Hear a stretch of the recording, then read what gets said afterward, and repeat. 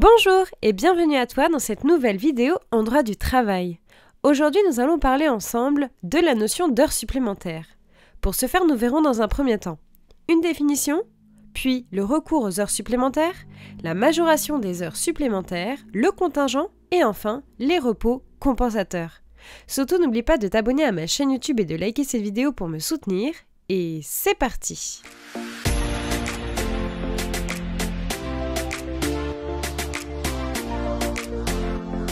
Tout d'abord, une définition de ce qu'est une heure supplémentaire. Ici, je te renvoie à l'article L 3121-28 du Code du travail qui dispose que toutes les heures accomplies au-delà de la durée légale hebdomadaire ou la durée considérée comme équivalente est une heure supplémentaire qui ouvre droit à une majoration salariale ou, le cas échéant, à un repos compensateur équivalent. Les heures supplémentaires se décompte sur la semaine. Donc attention dans un cas pratique, fais attention à vérifier les heures supplémentaires semaine par semaine et pas au mois. La preuve des heures supplémentaires incombe aux deux parties, on parle ici de preuve partagée, mais attention, le juge ici va examiner en premier lieu les pièces du salarié. Enfin, tu peux noter que l'employeur a un devoir de veiller aux heures effectuées par son salarié.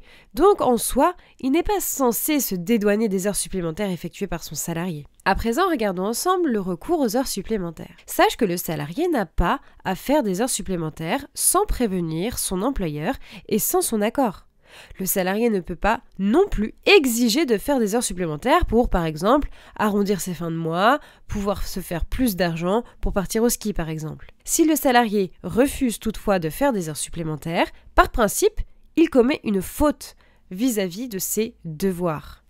En effet, tu peux noter dans un autre temps que, en cas d'accord implicite de l'employeur, eh bien, il se devra donc de payer ses heures supplémentaires à son salarié, même si explicitement il ne lui avait pas demandé. En cas d'accroissement du travail, si les heures supplémentaires sont indispensables, je le répète, bien indispensables pour accomplir des tâches, alors l'employeur devra payer ses heures supplémentaires à son salarié. À présent, voici la grille des majorations des heures supplémentaires.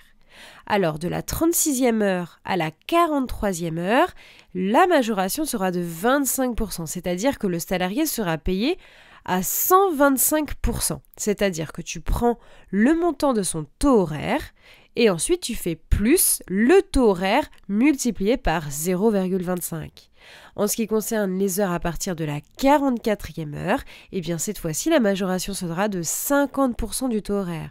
Donc, il sera payé à son taux horaire plus 50% fois le taux horaire. À présent, la notion de contingent annuel légal est aussi une notion très importante en ce qui concerne donc les heures supplémentaires. Le contingent renvoie simplement à la limite définitive des heures supplémentaires qu'un salarié peut accomplir dans l'année, pour éviter évidemment tout abus. Donc le contingent, hors convention collective, accord de branche, est fixé à 220 heures supplémentaires par an et par salarié.